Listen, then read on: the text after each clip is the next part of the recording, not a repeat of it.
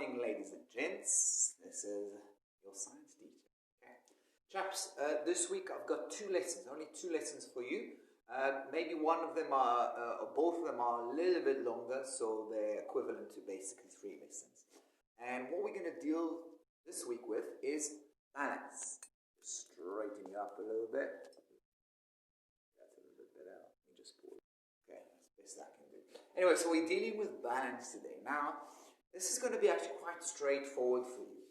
So I'm sure as kids, maybe still, you guys sometimes go on a seesaw, okay? You swing on a seesaw, right? So for a seesaw, okay, you're going to have one person on each side of the pivot, okay? Really dealing with a pivot here, okay?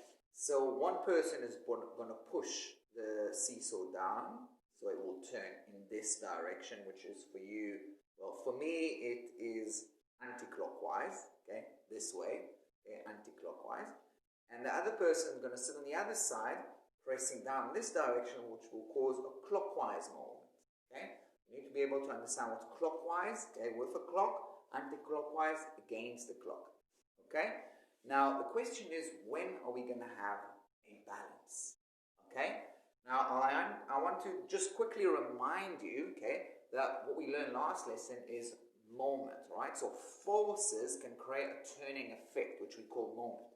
And the moment can be calculated by the force, the amount of force they're using, times the distance from the pivot. So if I'm pushing, if this is, let's say, the pivot, and I'm pressing onto the ruler from here, okay, that's going to cause a turning effect, a moment. And that turning effect depends on 2 things. It depends on the amount of force that I'm using. The more force I'm using, obviously, the more turning effect. But the other thing that determines the turning effect is the distance from the pivot. The further away I am from the pivot, the bigger the turning force. If I press here, okay, I can press with quite a strong force. It's not going to turn very fast. If I press here, it will turn much faster, okay, because the turning effect, because the distance from the pivot is larger. So, let's think about a hypothetical question, which I'm sure all of you will answer. Let's say we have a person sitting on this side. Let's draw a person. Okay? So it looks real. Okay? I've got a person here. And he's pressing, because of his weight, okay, he's sitting on this seesaw and pressing with 500 newtons. Okay, you can try and figure out what's his mass.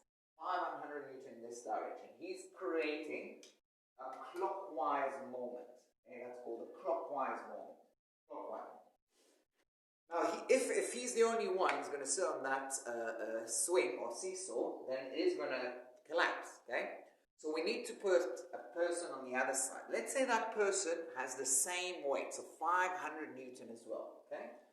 Question I'm asking you is, where should we put him? How far away from the pivot? If I know that this person is 2 meters away, okay? So we've got identical weights. Putting on the other side, where must he be to balance out, to make sure that the seesaw is balanced, not toppling in either direction? Now, if you were here and I asked that question, I have no doubt that 95% of you will know that the answer is here. Exactly, go with that, okay? It will be exactly 2 meters to the other side, okay? If their weights are the same, okay, the force that they're using is the same, then the distance must be the same and we'll have we'll balance. And I'm sure you've done that because as a kid you would sit in equal distances. But sometime as a kid, your weights, yours and your friend might not be the same, okay? Somebody will be a little bit heavier, somebody will be a little bit lighter, and therefore the distances also probably are not going to be the same. So let's take an extreme situation, not one that I think you would have encountered, but let's say that this person, okay, instead of 500 Newton, his weight is 1,000 Newton. Okay, so he's double the mass of this guy. Okay, again, not something you probably encountered as a kid, okay, but it's easier to make the calculation.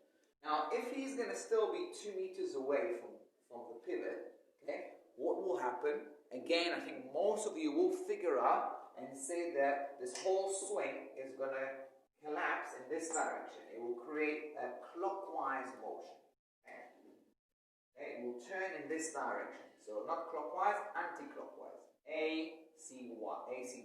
Anti-clockwise motion. Okay? It will go in like this.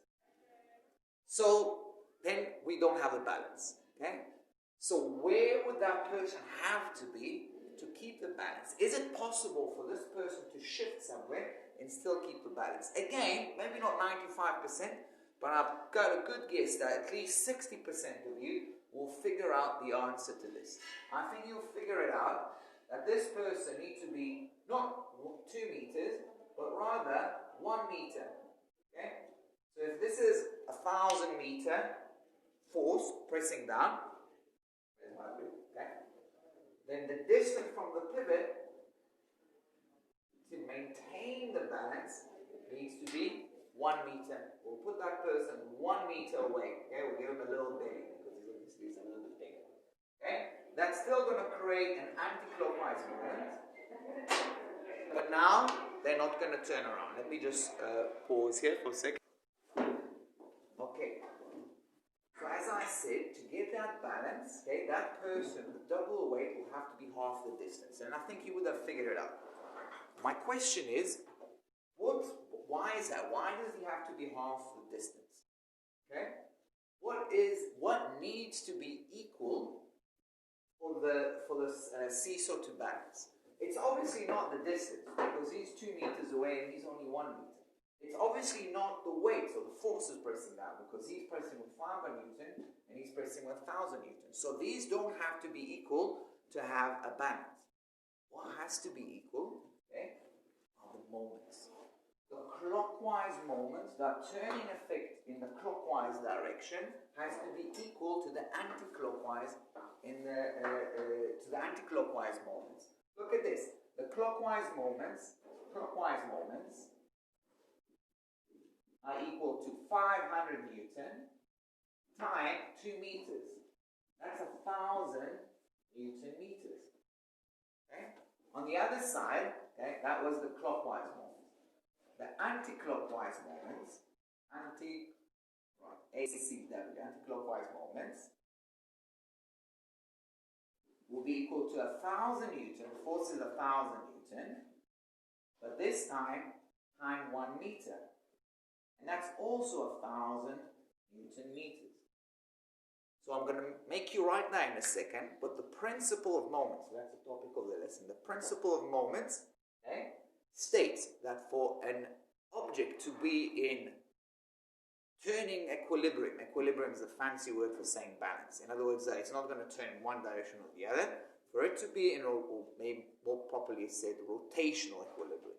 For an object to be in rotational equilibrium, the clockwise moments, or the sum of the clockwise moments, must be equal to the sum of the anti-clockwise moments. Let's just write that down.